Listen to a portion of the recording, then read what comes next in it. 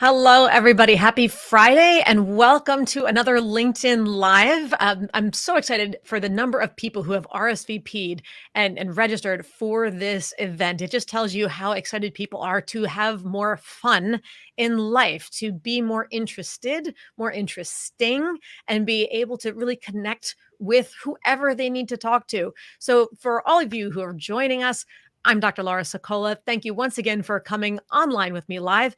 And I want you to meet my very special guest today, Ryan Foland. Hello, Ryan, from the West Coast, the left coast, as it were, of the US. Ahoy, it's good to be here. Ahoy. And of course, Ryan, among many other things, is a very accomplished sailor and stick figure aficionado, connoisseur, drawer, NFT, non-fungible tokens. For those of you who are into all that kind of stuff, he has stick figure NFTs. If that's not fun by NFT definition, I don't know what is.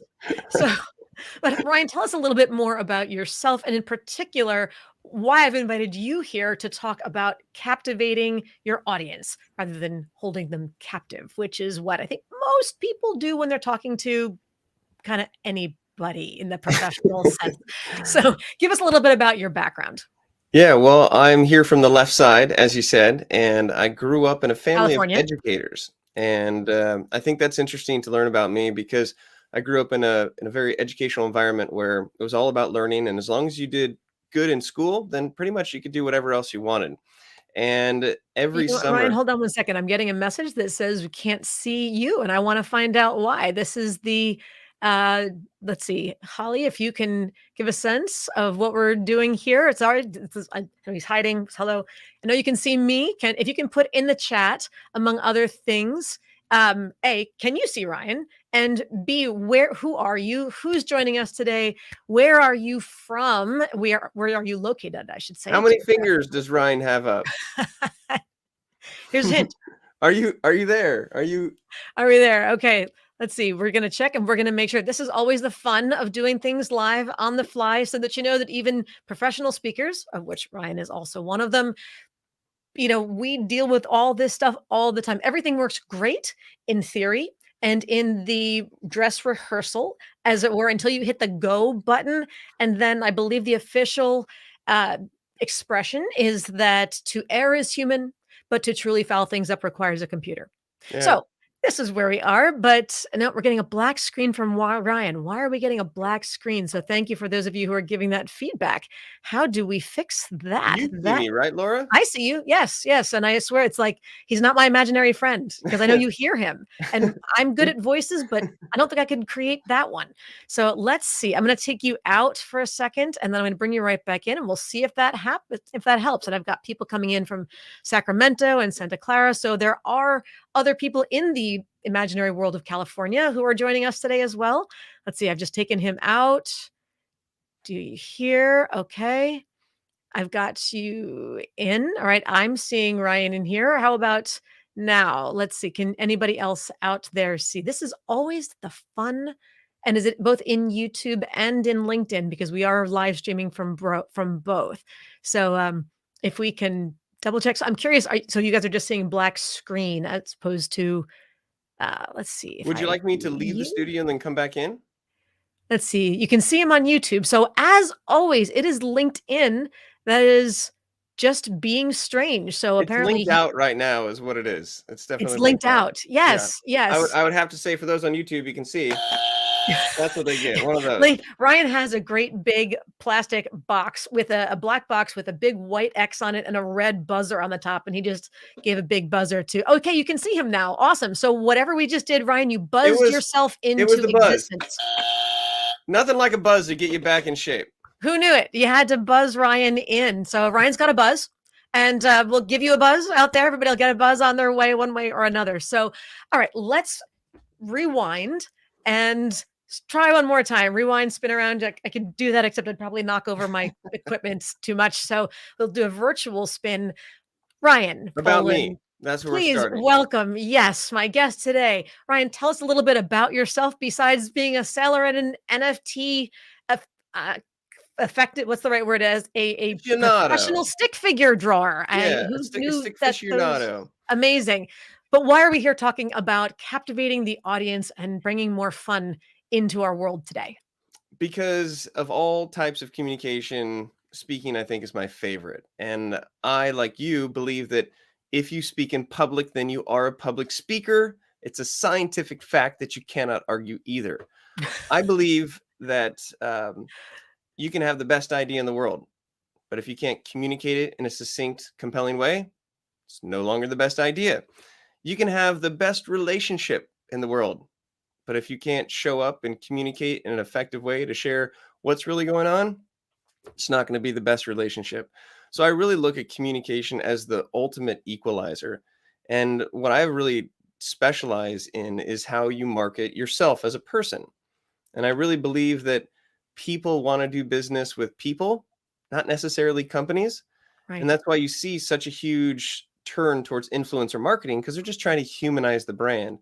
So the book that I wrote is called Ditch the Act, and it literally means just that. It means to ditch the act and not take yourself seriously and find that consistency of who you are as a person and let people get to know you. And if people get to know you, then they have a choice of whether they like you or not. And if Sure. they like you, which not everybody has to like you, then it sets up a foundation for trust, and you can't download trust. So I love working with executives and entrepreneurs to help them put themselves in front of the company so that they have that equity, whether their company is successful or not. And, that has led me to higher education, where I work at the University of California, Irvine, and I help with the Undergraduate Entrepreneurship Center. There's nothing more exciting than helping students start companies. And I think at the end of the day, if we can level up our communication, we can level up our lives, we can level up our relationships, we can level up our business, we can level up the fun. And I think inherently we're all good communicators. I think that we get in our own way.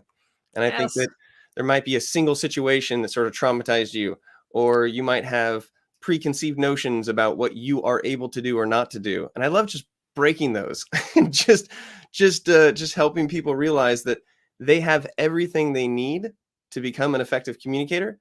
It might just take a little bit of guidance, a little bit of practice, a little bit more practice, and a little bit of fun. So, my Yes. dad taught me a long time ago that if you get him to laugh, you get him to learn.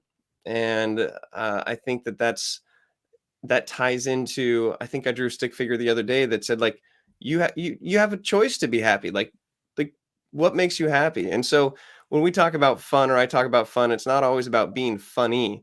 It's Right. about enjoying the time. I had a workshop that I just gave yesterday, and I look back on my day. I'm like, that was the best part of my day. It was so fun. So fun is not necessarily funny. I think we can all be a little bit more empowered and inspired, because that's our main form of communicating. And so we might as well invest a little time on it. So I like to speak. I write. I draw stick figures. I'm into technology. That's sort of me. And I'm a very proud ginger. And these freckles, which hopefully never go away. And I wear my sunscreen, but they keep showing up. And my red hair is sort of turning white, which is okay because I'm getting more mature. But I was made fun of as a kid for being the ginger in town. And I've fully Ginger reclaimed meaning that. redhead for anybody out there who's not familiar with the expression. Yes, and so I'm a speaker, I'm an author, and I'm a ginger, and so I carry my gingerness wherever, and I think we can all be a little more ginger. So that's me. You get what you see. Exactly, exactly. And mine are starting to turn a little on the white side here and there, and I just refuse to actually do anything about that. But as a friend of mine said, who went kind of prematurely gray, he used to say, "I'd rather have traitors than deserters." Yeah, I'm working on both of those, so it's good. So with that, there's something you said that I actually there's a couple of things that I want to back up and address more specifically. You used the phrase "not take yourself seriously," and I think I want to just tweak that a little bit. Tell me what you think about this. To me, we want to make sure that what is clear is that we are taking our content Hmm. seriously, but just not taking ourselves too seriously. Of course, we want to take ourselves seriously as professionals and whatever else, but we don't want to be so stiff for fear that any semblance of levity, personality, fun, or anything other than what appears to be serious would otherwise undermine our authority, undermine our brand. So, finding that balance is important. I did a training just a week or so ago with some investment managers, and we had a lot of fun.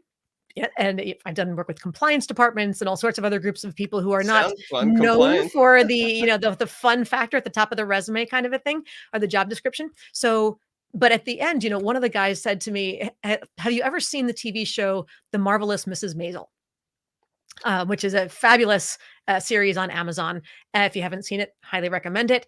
But for those of you who have, you know that Midge Maisel is a comedian, and but at the end, I said, yes, of course I have. It's a great show. Why do you ask? And he said, because you've got a very Maisel quality about you, which I took as a great compliment. But what was important, because we had discussed this whole, like, how do you humanize things like, monthly market updates, quarterly market updates and stuff. And that with the fear of not being taken seriously, especially if you're younger, especially if you're, fill in the blank, all the reasons why. And I said, when I used the humor as part of the training, did it undermine, your trust in me or the value of what I gave? And he said, no, of course not. It made it just more interesting. I said, that's the point. And so to your dad's point about when you make them laugh, you make them learn. When people are laughing, and this actually does go down to the whole neuroscience of the whole thing, but when someone laughs, it fires off all of those sort of happy hormones. You may refer to them as the serotonin and the dopamine, all those kind of fun things. And that brings you alertness, and that makes you home in on whatever the person is talking about. There's that little part of you that says, "Ooh, I want more of that." And so when you think back to high school, who are your favorite teachers? More often than not, they were the ones who made learning fun. They made it interesting. You learned more, you learned faster, you learned better because it was more interesting. They were captivating. So, with that, and we both come from a long line of educators, the irony that I became one when I swore I would never follow that footstep path. But we've hit on a couple of terms that I think need definition. And the first is the notion of captivating. Our talk today is how to captivate your audience, not hold them captive. When you think of the word captivate, what does it mean to you, Ryan? It goes back to the fact that we are, as an audience, we are paying attention. And if you think about it, attention is the hot commodity right now. Hmm. So when I think of captivating, it's like, is what is happening in front of me something that I'm willing to invest? Because you're actually investing your time, because time is money. So I think when I think of captivating, it makes me want to pay attention. It wants me, I'm actually engaged with it. Now, if you're held captive, then that is something different, where you're like forced to show up. Your shoulders will probably sort of slump. You kind of look around. Maybe you're actually like pretending to look at the screen and listening, and you've actually got your email or you're on Twitter or something like that. And so you're sort of captive, but you're not engaged. And so I always think of audience members as paying attention, like physically paying. What else could you do with your time right now? Yeah. And I'm not just talking about from a stage as a professional presentation. I'm talking about when you're talking with your wife or your husband or your partner or a friend, or somebody says, "Hey, how's your weekend?" And then you start talking, and maybe you realize that they seem to be fizzling off. You're like, "Wait, have I been talking too long? Is what I'm saying not compelling enough? Did I not tell a good story?" And so there's all these little social cues that you can pick up on. And I really believe that the more you talk, the less people listen. And the less you talk, the more people ask questions. And when people get to ask questions, then they are engaged, then they're actually curious. It leads to more conversation, and people love to feel heard.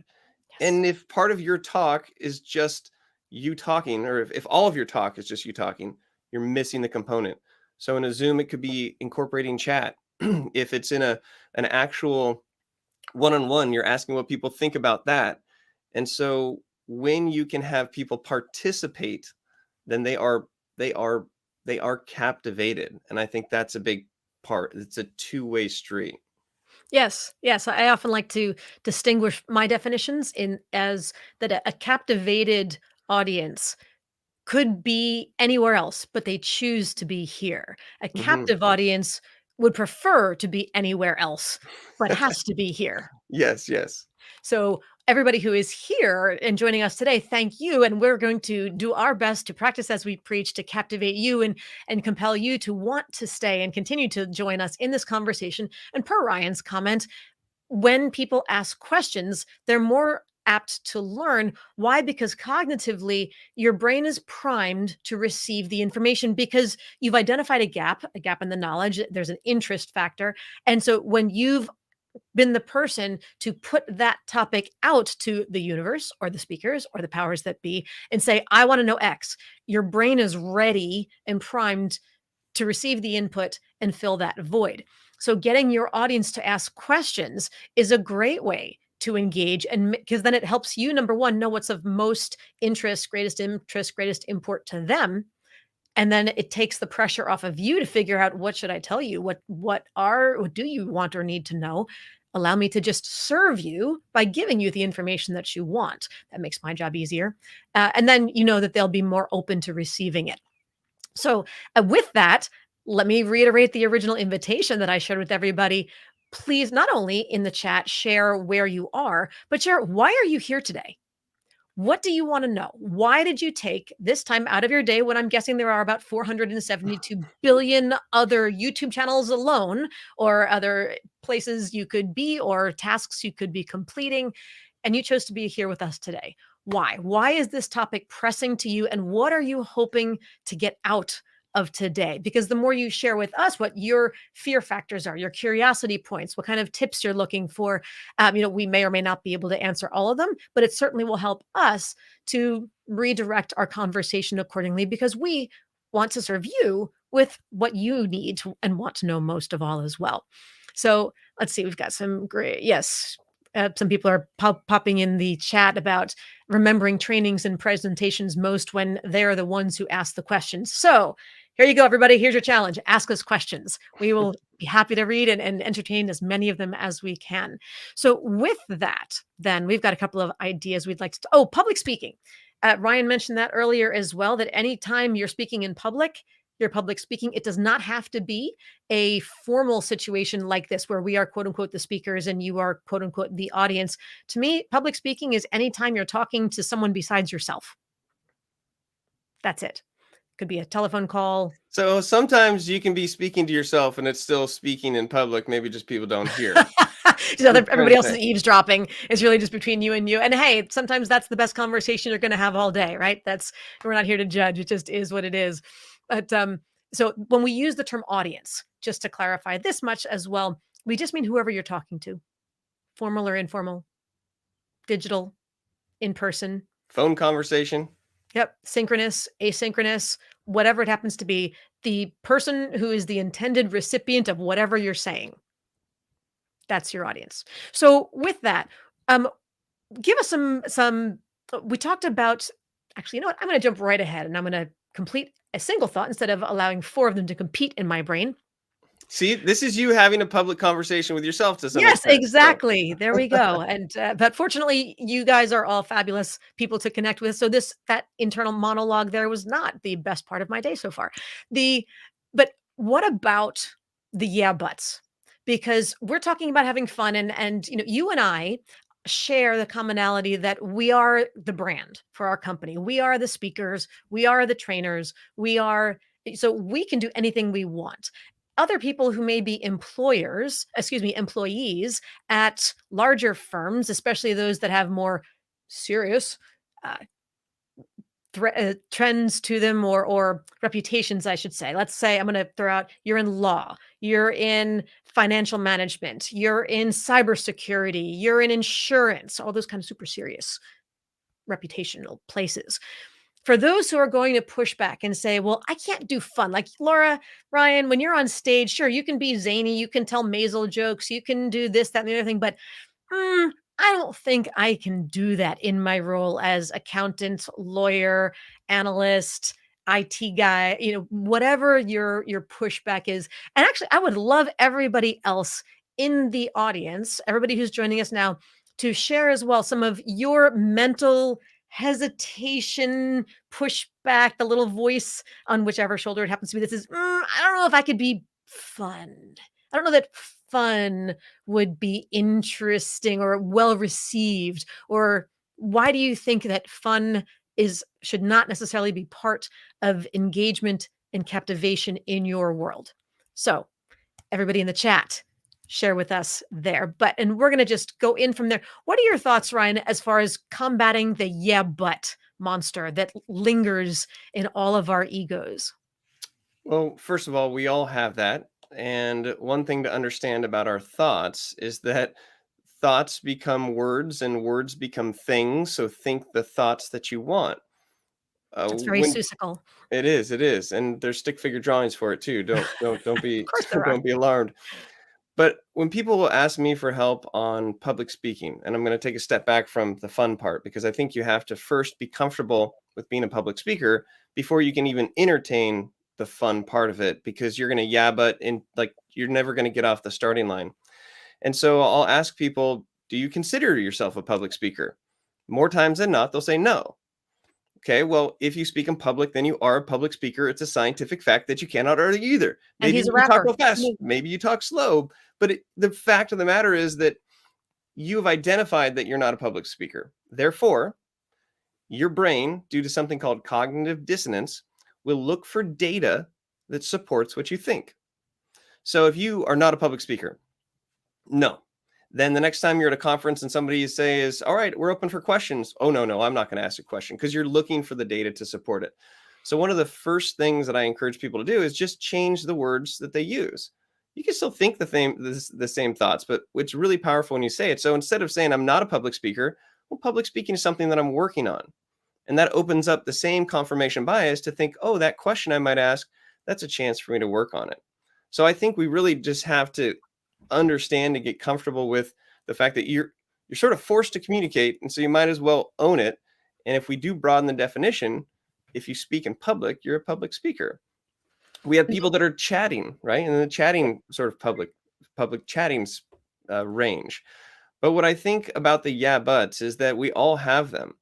And these are the same thing as limiting beliefs. Yeah, but I'm in this particular role where I can't be fun. Yeah, well, I have a whole bunch of employees who are watching me right now, and I have to lead this professional example. And that's where I will sort of challenge the definition of fun because I think a lot of people will associate fun with trying to be funny. Right. And I will say that I'd almost replace the word fun with unique or you or quirky or honest or authentic or intentional because I would I say feel that when we personable because we lose the person. You become a messenger. You become an embodied voice memo recorder. Like you recorded it, you press the play button, and the message comes out, but there's no person attached right to it. and And I as you and I said think before, that people turns want to do back business with to people. what type of it's not about whether you're funny or not, it's really a look at who you want to be known for. And that goes back to personal branding. And I think so many people don't establish what they want to be known for.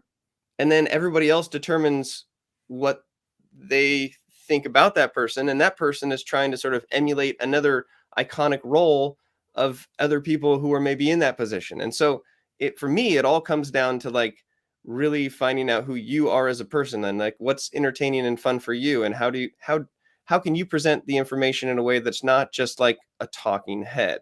And so it looks different for everybody. I use everything from props to technology to sound effects to things. I even rap. And these are all for me. It's not that it's going to be exactly for somebody else, but somebody might have some dry humor, or somebody might have a dad joke, or somebody might tell a story of a funny thing that happened to them. So my answer in short is that you have to first accept that you are in a role of communicating. And then if you think about your audience, like the responsibility is really to it's not about you, it's about them. And so if you can be a spoonful of sugar to make your serious medicine or standard meetings go down, it's an opportunity to be creative. Just like you would not try to write something that's totally droll or have a conversation with somebody to bore them out of their mind. So I think if we move away from that definition of you have to be fun, it opens up a little bit more opportunity for people to explore their own creativity. And with that, I want to make sure people get that we're not saying that the entire talk, presentation, conversation needs to be humorous in tone, but the part of what makes speech captivating overall is variety. Part of what makes music interesting to listen to, whether you're listening to Mozart or Tupac, one way or another. It's the variety, that there are parts that are fast and parts that are slow and parts that are soft and parts that are loud and parts that are legato and parts that are staccato and some that are going to have one instrument more standing out than others. But the point is that it's the variety that keeps your interest when Just like how everything you is say your name. such as Ryan. I just had Laura on my podcast, World of Speakers, which just came out this week, so you should definitely check that out. But we spent a good amount of time where I was really saying how impactful her talk was about the variations in saying your name.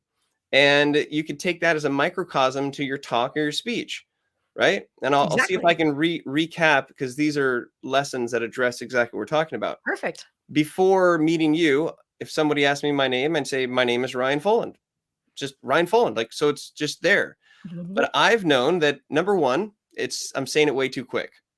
And when we speak, a lot of times we get excited, our nerves go, and then all of a sudden we just speak so much, and then all of a sudden it just keeps going and going and going and going. So slowing down in general can help make things more palatable. So my name is Ryan Foland, but maybe Much there's not easier as to much hear. of a gap or a space, and we always need to leave spaces, whether it's between our name or in our conversation, to leave it open. So my name is Ryan Foland, but it still is kind of flatlined. And so a little variety. My name is Ryan Foland. There you And go. I need to add a little more F because people still don't recognize that. So my name is Ryan Foland. Yes. And Beautiful. the same way you can manipulate your name, you can look at how you can look at an entire talk. How is your speed? How is your pausing? How is your vocal variety? And where can you pepper in these things? I say that I rap, and I do rap, but I don't just start rapping. I give my presentation, and then people have no idea. Like, it's a very professional environment. I'm like, well, let me go ahead and wrap this up. And I just like bust into a rap, and it's elements of surprise that are fun. It's Right. elements of I think there's the studies with the rats where the most addictive type of behavior is not consistent, right? So the little rats that got cocaine every time that they hit the button or something, right? Versus the intermittent rewards. So when you get intermittent, when you push a button, and then all of a sudden on the seventh time you get it, you're like, yes, like gambling, right? You kind of keep going for it. Right. So you're helping people be engaged and captivated by keeping it fresh, changing things up. And it doesn't necessarily mean humor. It can mean Right. different forms. It could be, I'm just showing you my face now. Hold on. Now I'll share my screen. Okay, back to me. Right? Little things that we can do to change it up. And when things are, honestly, I've been in meetings where, like, if it sounds the same for a certain amount of time, you just kind of drag off, and you Yes. just kind of you physically fall asleep because there's nothing that's keeping you awake. So There's I no think, new stimuli. yeah, variety is the key here, and Yes. intermittent variety. And a lot of that comes just with getting natural off the cuff, because there's so many opportunities for humor when you're engaging with people. But if you're just a talking head, that's a hard audience. Yes. Yes. And there's a couple of good comments that are coming through the chat through both LinkedIn and through YouTube. Someone said that it's an effective way of captivating the audience is by saying or doing something unpredictable. I think that goes right to your point. What's something that's unexpected? It can be the content, it can be the mannerisms, it Or can taking a be bookmark and putting it on your forehead right in the middle there of you something, go. or Who would having a have little expected? like the Right. world is your oyster. You don't have to present the same way everybody presents. So Right. I think it's really just about being creative. And I think people always look for hacks and apps to do things. But the simple the simple answer is usually the most powerful, but it's not easy. It's like Right. putting in the work. If you have a funny story that you think is funny, it might not be the funniest the first time you tell it. But after you've told the story and gotten feedback, and you tell it again, and you tell it again, you can find those little moments and you can practice. Comedians are Their job is to make it simple. There's nothing harder than humor. So don't think this is an easy task. Like, it is an entire lifetime to master humor. So we're not talking just about humor and fun. I think we need to break that. It's Yes. about changing things up and making Yes. it exciting. Variety really is critical. So I want to not let that kind of pass by unnoticed. That when you think about the antithesis of variety, it's monotony, right? It's that it's all one note, one tone. If you think back to Ferris Bueller's Day Off, and Ben Stein's iconic personification of the world's worst economics teacher, and just Bueller. that exactly the and we laughed at that because we all know someone who has, a teacher or a preacher or a boss or whoever it was who was just basically that boring. And just as a side note to anybody out there who's like, I don't think I've ever encountered anyone I thought was that boring. It might be you. I'm just saying, just but maybe ask for a second opinion someplace. But nevertheless, it's the what made him so boring, where the monotony comes from, is that it was completely consistent. It was not technically monotone, but there was otherwise. Think about like what makes a roller coaster interesting is the unexpected twists and turns. I just got back from Disney World. My 5-year-old, his favorite ride was the Dumbo ride. It wasn't one note because there were ups and downs, and the view kept changing in the circle depending on which direction we were facing, but it was and the variation was this wide, and it just kept repeating in that very, very narrow range, and that's what to any other sane adult would feel really boring over time. I love sharing it with him, but when we're talking and we're thinking, "Well, this is my idea of variety. I'm changing my voice is not completely monotone. This would be monotonous or monotone. I am not talking like that." No, you're not, but it's the next worst thing, and it's just ranging that much. So, and variety can be in content, it can be in the visuals, like Ryan illustrated. It can be in your pacing because there's a time when you're going to come and pause because you're going to tell them something that they're dying to hear. But that pause makes them lean in, that pregnant pause, as it's often referred to.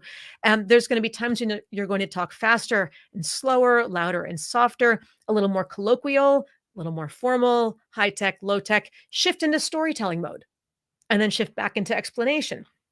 Each of those little details changes things and adds variety. Even that's why when I do my podcast and I remember to set my settings correctly, as opposed to here, I know we're using StreamYard, which doesn't allow for the same variety of visual layout for our photos, for our images. But on when I'm using Zoom specifically for a podcast, I put it on speaker mode because I want there to be the constant visual switch for those who are going to check it out on YouTube. One person, another person, speaker A, speaker B. It adds the visual variety as opposed to just the side by side, talking head A, talking head B. Anything to increase visual stimulation and variety will help to keep people's focus on you. They're small tips, but one by one, when you add them together, it makes a huge difference. So I'm looking in the chat, and there's a couple things I think might be Yes, fun to address. please. I'm seeing that where was it? Cheryl. So this is kind of an interesting one. She says, I attend many meetings where there's complete silence. I don't want to be one of those people when I'm facilitating. So maybe we can popcorn a couple tips at the top of the hour as things are getting started, when classically you have 30, 40 heads that are all looking at each other. Half of them are not on video, and it's just silence. From a facilitation standpoint, what is something that you do to start so that there's not silence? And then we can give a couple tips for Cheryl here. Yes. Oh, I didn't know if you had one that you start with. So I Well, will say with one of the simplest ones, and this just happened the other day at UCI, there's like a town hall meeting, and everybody's there and just like everybody's on mute. I came off mute and I went, ahoy, just like that. And all of a sudden it sparked, oh, hi, oh, ahoy. And like, it can be as simple as breaking the ice. yes. Now, I say ahoy. Some people say hi.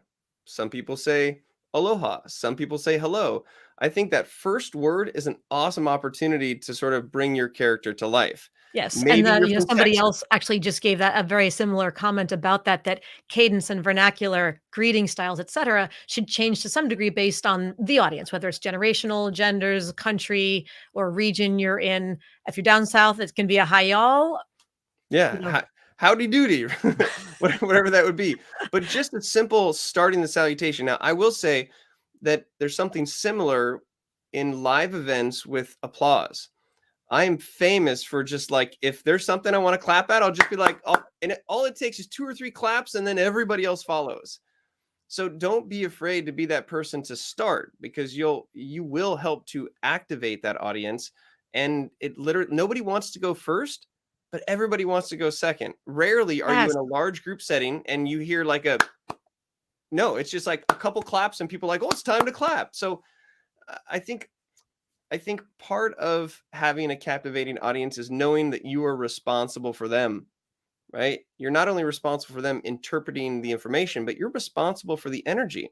Yes. I've heard speakers who come off stage and they're like, "Oh, be careful, man, that it like the energy's super low, or like, the audience sucks." It's like, "No, the audience doesn't suck. You suck." Y- you have to bring the energy. And there were some comments about Laura, how you had just such great energy when you started. Like, you had to pick that energy up and sort of bring it and show up with it. And maybe right before the show, you might have been a little more calm and stoic.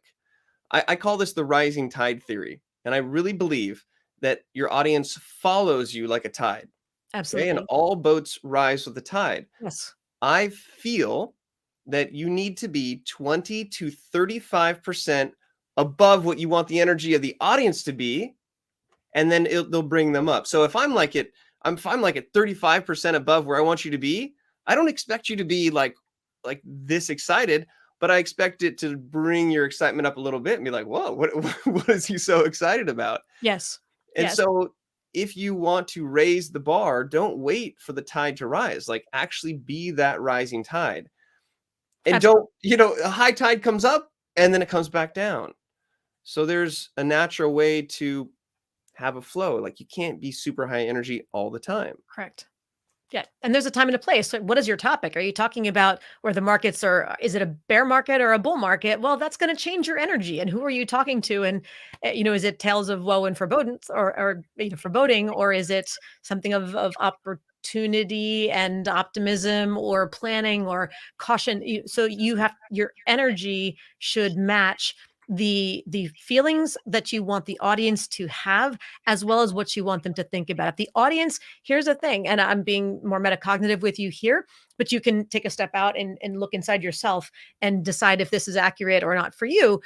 But generally speaking, an audience unconsciously wants you to tell them what to think and how to feel about whatever information you're sharing. So if you think that this information is going to be super valuable, a lot of fun, we're going to do X, Y, and Z, then as soon as you convey that, both verbally and non-verbally, with your voice, with your body language, with your energy, etc., then once it starts to come through, the audience will lean in and they're going to reflect back to you. There's things in the brain called mirror neurons. It's like when you see someone smile at you, you habitually smile back.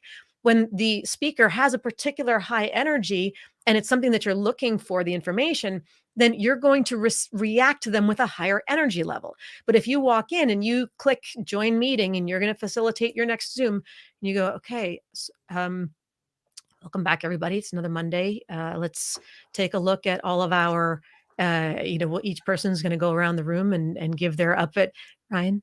You You, lost me you, there. The energy was so low. I But just literally that's lost where myself. people are, right? That's how most people join their weekly meetings or whatever it is. And I can't tell you how many people, when we talk about trying to raise energy, I will hear pushback. One of my favorite pushback points is, well, but Laura, my stuff that I have to present at these meetings, it's not that exciting.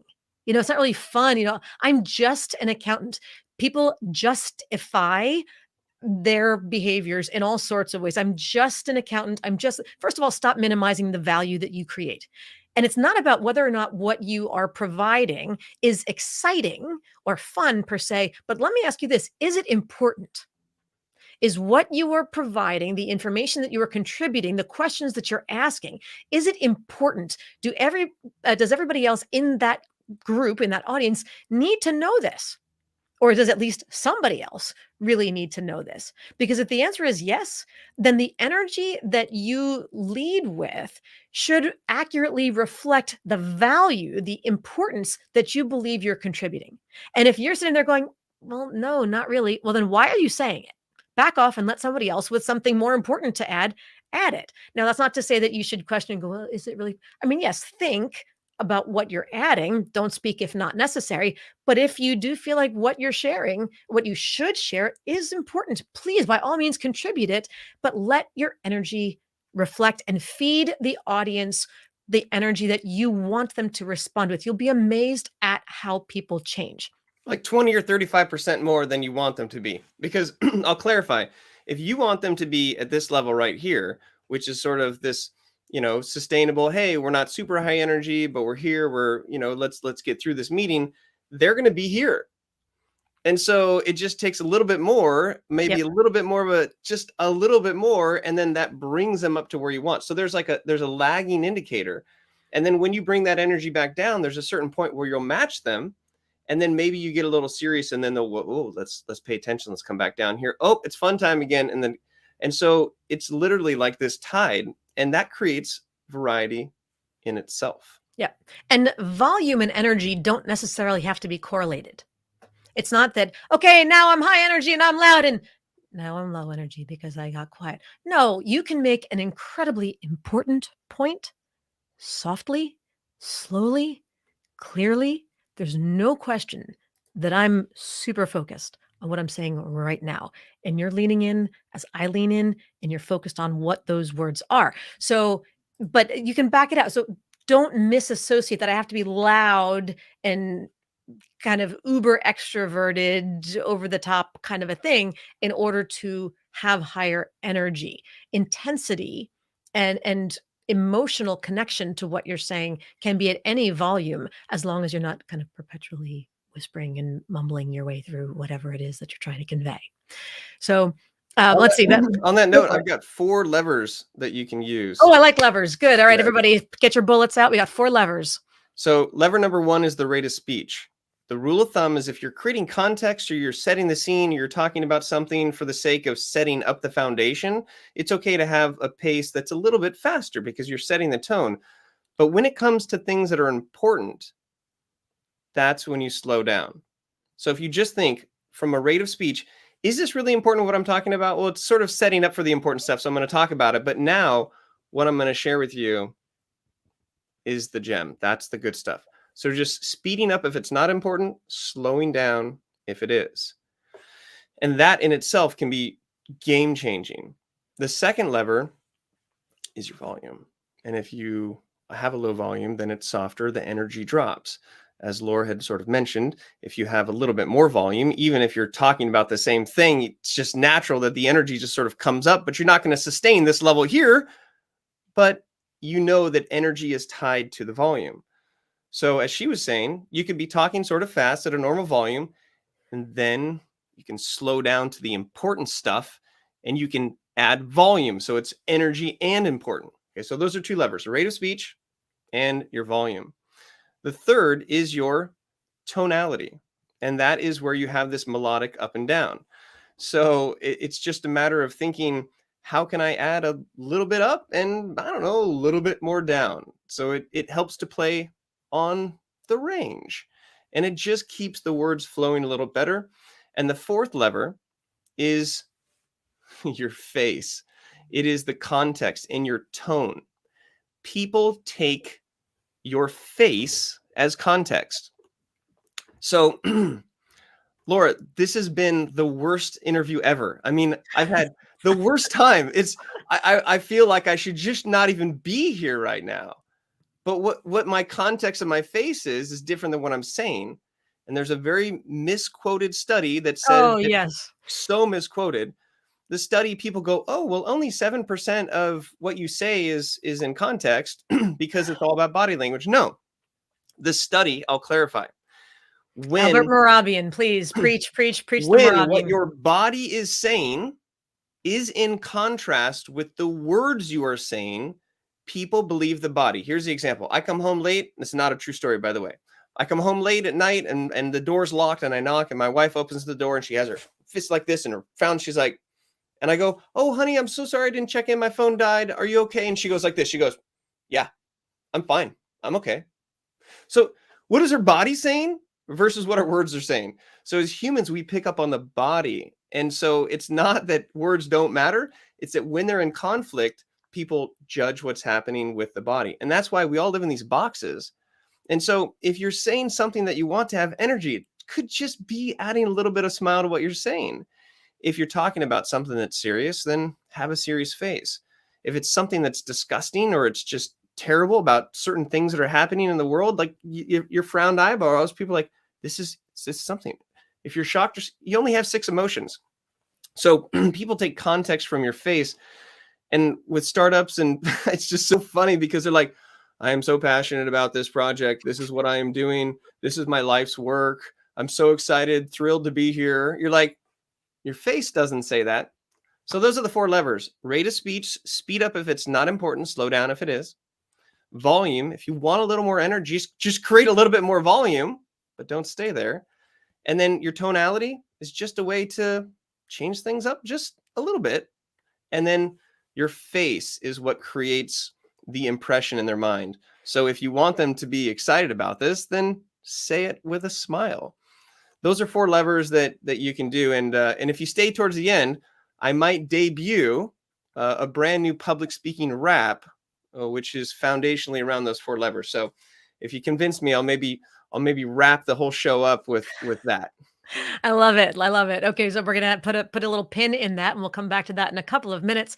But I do want to reiterate that misquoted statistic that was from the 1960s, Albert Mehrabian's study, and it's one where if anybody out there has heard people spew statistics to sound smart, like, well, only 7% of speech is verbal, or well, 55% of all communication is nonverbal, or well, 97% or 55, 38%, and those numbers, yeah. What that study was saying Wait for it. Yes, thank you. I gotta get me one of those. There's what that study was saying is when someone is an ineffective communicator, when what they say and how they say it don't match. There's another falsehood. It's not what you say, it's how you say it. No, it's both. It's the unity between the two. I'm now using Ryan's 4 levers and I'm slowing down and talking louder to emphasize a key point that I want you note takers to note down. Can I get a bell now? Awesome. So it's the congruence or the alignment between the what you say and the how, the content and the delivery. When those are all in sync, then there's only one message. It's just 3-dimensional and the listeners focus on it. But when what you say in your words versus how you say it, your voice and your body language are doing that, I'm fine. I said I'm fine. Per your example, that's when the brain is going, I hear the words, but I don't know that I understand them or believe them, or I'm taking my own meaning from them because you don't seem like you mean what you say. That's the evidence of poor, incongruent communication. That is not something to aim for, and it is not a standard of communication in general. So, okay, thank you for that soapbox moment. I will now get off of my soapbox, but I'll never miss the opportunity to reinforce that point and right the wrongs. So when you hear people spewing those to try to sound important, just go ahead and take them out at the knees. Yeah, So, just tell us. We'll talk to them. I want to bring attention to a comment that Marcello has put, and it's really interesting. I never thought about this. So the concept is here that listening to live streams with the sound off, and if the host or guest appears interesting, then they'll turn the audio on.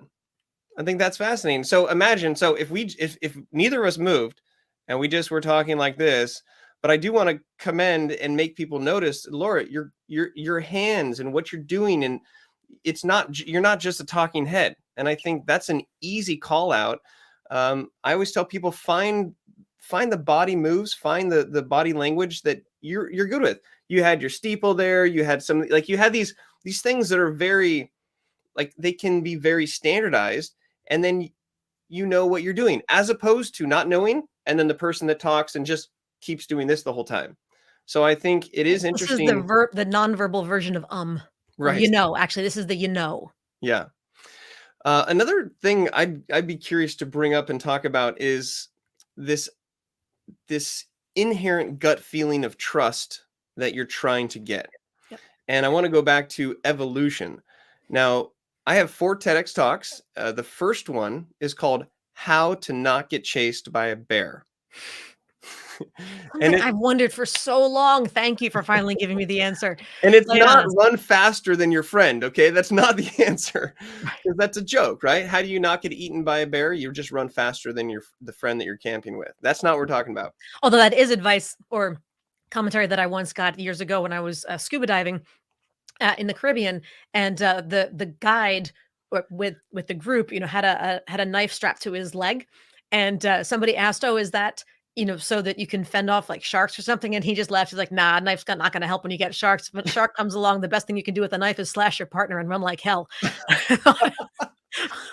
So there's a Okay, little story I'm not going to vignette. be his partner. There we go. So, but back No, to no, you, no, Brian. hold time out, because that's an example of an inserted story vignette that took less than 20 seconds, that was humorous, that let me know that you have scuba dived. So now we have another relatable point that we're bonding on, and all just within that little vignette. So as a participant, if you're participating with a small vignette story that adds to the story and adds to the humor, it adds to the energy. So the way that how whatever you believe about evolution, science can show that our brain has evolved, right? It started with the brain stem, and then it has grown evolutionarily. And the most recent piece of hardware is up here, which is the prefrontal cortex. Yes. So if you think of it, your croc brain or your mammalian brain, which is very similar to like a lizard or a crocodile, it's trying to help you not die. That's the whole focus. So it's constantly scanning the environment in your subconscious. You don't even know. It's looking for dangers. It's looking for bears. It's looking for things that are trying to attack you, things that are trying to trap you, to eat you, and to have sex with you. Like literally, your brain is looking, But you also don't always want to be on with the guard for bear, this. right? Okay. Hopefully it's not the bear. Not the bear. But the idea here is that if you understand the way the human brain works, before you can get them to think with their prefrontal cortex, it has to pass a security gate. And so if you start the meeting, all right, I'd like to pull up the analytics and data that we've had, and we want to go for a data analysis of this and that, your croc brain is going to go, bear, bear, bear, and you're literally going to shut down. And so some people call it building rapport. There's a whole bunch of other things, but you have to warm up your audience. Yes. And if they trust that you're not going to talk a bunch of data, that you're not going to be boring, that you're going to be like you're not going to attack you with data or information, then they will be more receptive to then warming up and using part of their brains. And then 10 minutes into it, you talk about the data and analytics, and the prefrontal cortex is like, I got this. So you got to earn their trust. And the best way to get past the croc brain is a story. I love starting my presentations. They introduce me and I go, all right, I'd like to start with a story. So there I was. And I just explain. And then a good story always has a transition. It says, now the reason I'm telling you this is because sailboats need wind to move and you need content to move. Mm. And then we go into it. So I think just this idea of getting past the croc brain so that you're relatable and not threatening can really set the tone for people investing and paying attention and being captivated. Yes, yes, 100%. And that goes well to Jeff's most recent question. It's when preparing for a talk, do you search for moments or slides with opportunities for fun? I think that key word in there is opportunities. And you can preemptively use them, or you can use them just kind of ad hoc in the moment as a question comes, or you're looking at somebody's body language in the audience and there's a way to address it. So just as a example of an in the moment use, besides the stories that we've been telling, which have not been pre-planned. I had a meeting. I was down in the Caribbean with totally separate time, but with a meeting for an insurance company. I was doing a training for an insurance company at their global headquarters down there, one of the 10 largest companies, insurance companies. And because of the team I was working for, I was able to get a 10-minute window with the CFO of a $25 billion dollar company. And like nobody gets time with him one-on-one. It was one of those things. And I managed to get the 10 minutes. And I knew that there were several people on his team that I would be working with. So I wanted to get his take on it. And in the course of the, 4 or 5 minutes into it, he kind of stops for a second and he goes, "So wait, this is your company, right?" "Yeah." And we're generally talking about his people, like why we're going to talk about my business structure. I wasn't really clear. And I said, "Yes." He goes, "So if are you doing like all the service and the business stuff? And I had a couple of, I have back office people helping with some of it, but generally speaking, I'm the main person. And he goes, "Well, how do you find the time? How do you manage to do it all?" And I just thought, and again, I had a total of 10 minutes with this person. This is not going to be value to the conversation for either one of us. So I just paused for a second and I looked at him and I smiled and I said, "I'm really good." He he did a little double take for a second and then he burst out laughing and he goes, "I like it. Okay. So anyway," and we got back to the topic. I'm like, and so many people would have been scrambling going, "Gee, what should I tell him? And how do I justify myself? And how do I defend myself? And how do I prove that somebody my size should be working with somebody his size?" And he didn't care. It was a random neural firing on his part, a curiosity. But what he wanted to know was, can you do what I'm going to pay you to do? And my answer was yes. And we just delivered, but the humor allowed it to get through. We connected. And because I showed the confidence to use that little teeny weeny bit of humor in that moment, it conveyed so much more to him that he needed to know about me, even though it had nothing to do with my actual skills or background or whatever else. So the right time, just little snippets of humor, a little taste, because it's the surprise. As we mentioned, the variety, the unexpected nature of it all can really land with such power. It doesn't have to be humor through the whole thing. The other 9 minutes and 56 seconds of our conversation were on content, but that one just completely amplified the value of the entire experience for both of us.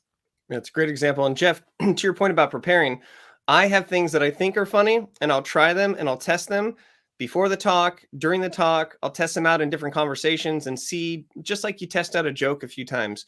So I will try and test and I'll maybe sneak a new one in and see if it works and whatnot. But I think looking for those opportunities for humor is great.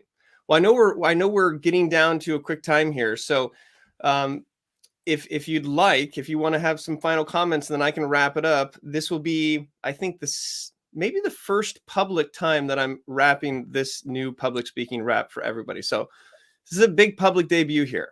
Yes.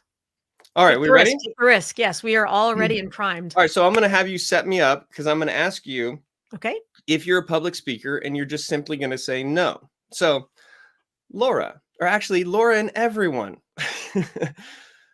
are you a public speaker? Oh no, not me. Well, I have some news for you. If you speak in public, then you are a public speaker. It's a scientific fact that you cannot argue either. Maybe you talk real fast. Maybe you talk slow. Maybe you have a high-pitched voice. Maybe it is low. Maybe you have melody with everything you say. Maybe it's your facial tone that gives it all away. If you want the gift of gab, I've got a gift for you. Just 4 speaking levers that you can choose to use. Rate of speech is lever number 1. When you speak both fast and slow, it can be very fun. If you're speaking context, it's okay to speed it up, but don't forget to slow down when you get to the important stuff. The second lever you can pull makes speeches come alive. It's the volume that you say your words, either low or very high. Make sure you pull this lever and find times to get loud. It will make your message resonate and liven up the crowd. Now it's time for lever 3, add vocal variety. Make what you say go up and down. Do this in a natural way and you will sound profound. The final lever is your face. It's how you set the tone. Do you smile when you speak, or are you like a drone? If you're sharing something sad, say it with a frown. But if your point is happy, then turn that frown around. Your context from your face you can use as a tool. Match expression with the words you use as a final simple rule. And there you have it, 4 quick tips to level up your game. Practice and use all of them and you will make it rain. Bravo. If this wasn't attached to a stand, I would drop it for you. That was a great mic drop moment. I can't beat that. I'm not even going to try to compete with it. That was awesome. Ryan Foland, thank you so much for joining us today. How can people get in touch with you and learn more? Well, if you remember my name, Ryan, and I have this orange ginger mane like a lion, like Ryan Lion, that one guy. And if you want to find me online, it's as simple as going into your browser and typing Ryan.online. That's where you get me. That's where you can find me. You can get to my NFT stick figures from there. You can learn about my speaking services, my consulting. I help people with their TEDx talks, all kinds of stuff. But at the end of the day, If you can level up the way that you communicate, you can level up a lot of things. Yes, yes. And that so any final thoughts, comments from anybody else out there, drop them in the chat for us. Please share the link because this replay will be available both on my YouTube channel and on LinkedIn. So share the link. I know that a whole lot of other people who desperately need and desperately want these tips, who would find this super valuable. The nice thing about these kinds of replays is you can listen to it later on when you're folding laundry, when you're prepping dinner, washing the dishes, when you're doing your hair in the morning, going for a walk on the treadmill, wherever it happens to be. This is great stuff that you don't have to be sitting focused at the computer for. So do spread the word and feel free to please reach out to each of us on LinkedIn as well. If you do, tell us that you heard us here, that you listened to our live session, and let us know what your big takeaways were. So, Ryan, Yep. final My final thoughts. thing is we just did an awesome podcast together on my World of Speakers podcast, and you dropped all kinds of microphone bombs there. So I would encourage people to check that